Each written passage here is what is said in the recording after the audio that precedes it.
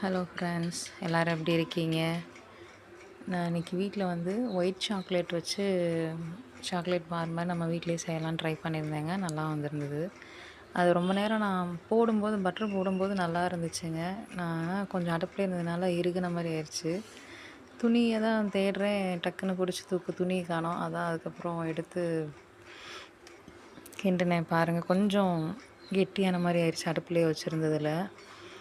நான் தான் எடுத்துட்டு அதுக்கப்புறம் திரும்ப கொஞ்சம் பட்டர் சேர்த்தேங்க. நான் அளவுலாம் இதில் நான் கணக்கு பண்ணி இத்தனை கிராம் அத்தனை கிராம் மெஷர் பண்ணிலாம் நான் போடல.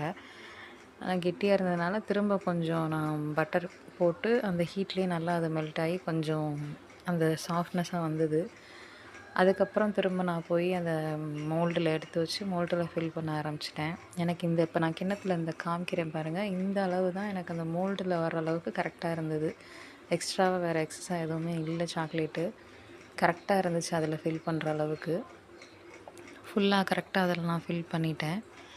ஃபில் பண்ணி அதில் நல்லா டேப் பண்ணிவிட்டு அதுக்கப்புறம் சரி வெறும் சாக்லேட் இல்லாமல் அதில் பாதாம் வச்சுக்கணும். வீட்டில் பாதாம் இருந்தது. பாதாமும் கிஸ்மிஸ் பழமும் வச்சு அப்படியே வரிசையாக நான் அதை டெக்கரேட் பண்ணி கொஞ்சம் உள்ளே தள்ளி விட்டு நல்லா திரும்ப கவர் பண்ணிவிட்டு அதுக்கப்புறமா நல்லா அதை டேப் பண்ணி ஃப்ரிட்ஜில் வச்சுருந்தேங்க.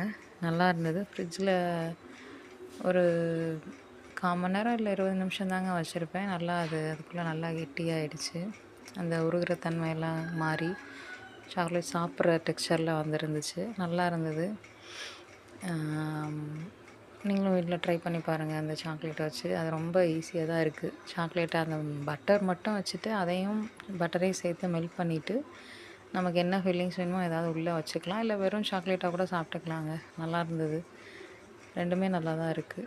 நான் அப்புறம் இப்படி ஸ்பூனை வச்சு ட்ரை பண்ண முடியலனால இந்த குச்சியை வச்சு கொஞ்சம் கொஞ்சமாக தலை சிக்கெடு போல் இது வந்து நான் சமையலுக்கும் தனியாக தான் வச்சுருக்கேன். அதை வச்சு நல்லா உள்ளே தள்ளி விட்டு அதுக்கப்புறம் டேப் பண்ணி ஃப்ரிட்ஜில் வச்சுருந்தேங்க. பாருங்கள், ஒரு 20 மினிட்ஸ் தான் ஆச்சு. அதுக்குள்ளேயே நல்லா செட் ஆகிடுச்சு. பாருங்கள் எப்படி இருக்குன்னு.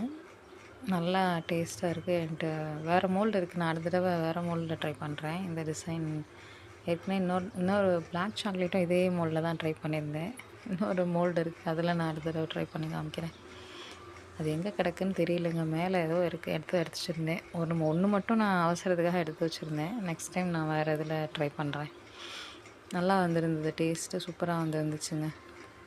வீட்டில் எல்லாருமே சாப்பிட்டுட்டு நல்லா இருக்கு, எப்படி பண்ணியிருந்தேன்னு கேட்டாங்க. அவங்கக்கிட்ட சும்மா ரகசியம் அப்படின்ட்டு, இதில் ஒன்றும் ரகசியம் இல்லை. ஆனாலும் அவங்கக்கிட்ட அப்படி சொல்ல பில்டப் பண்ணி வச்சுருக்கேன்.